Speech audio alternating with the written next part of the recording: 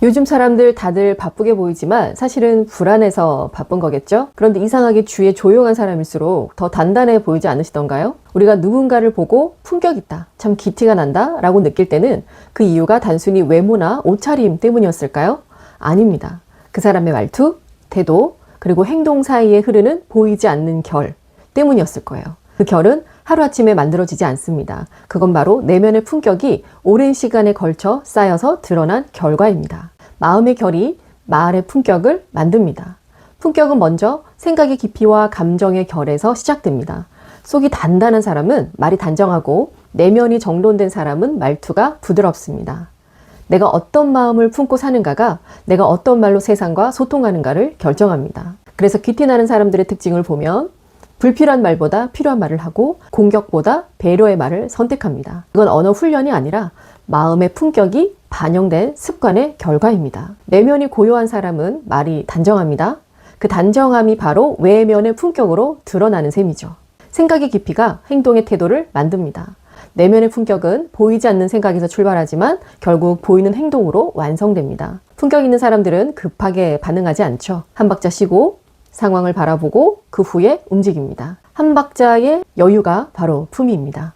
품격은 행동의 속도가 아니라 마음의 방향에서 나옵니다. 감정에 휩쓸리지 않고 중심을 지키는 사람. 그 사람이 바로 존재 자체로 신뢰를 주는 사람입니다. 루틴이 곧 품격의 시스템입니다. 품격은 하루하루의 습관 속에서 쌓입니다. 무엇을 반복하느냐가 결국 당신의 결을 만드는데요.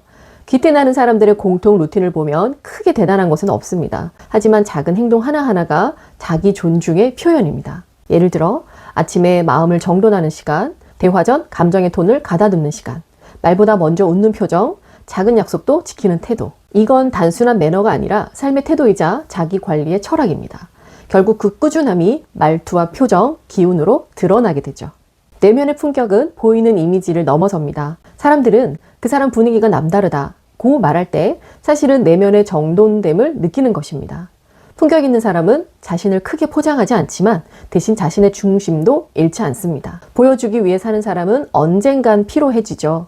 내면의 존재감으로 살아가는 사람은 시간이 갈수록 빛납니다. 결국 진짜 브랜딩은 삶의 태도에서 완성됩니다. 내면이 단단한 사람은 외면도 자연스럽게 귀티가 나게 되죠. 품격은 스스로에 대한 예의입니다. 품격은 누가 주는 수식어가 아니라 내가 나에게 어떻게 대하는가의 결과입니다. 혼자 있을 때 말투, 나 자신을 대하는 태도, 그리고 아무도 없을 때의 습관.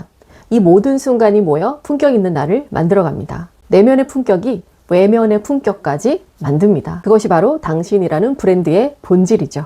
오늘 하루를 마무리하기 전에 단 5분이라도 나의 내면을 닦는 그런 시간을 가져보세요. 그 5분이 쌓이면 당신의 말투가 바뀌고 말투가 바뀌면 삶의 태도가 달라집니다. 삶의 태도가 달라지면 당신이 원했던 결과 맞이하겠죠.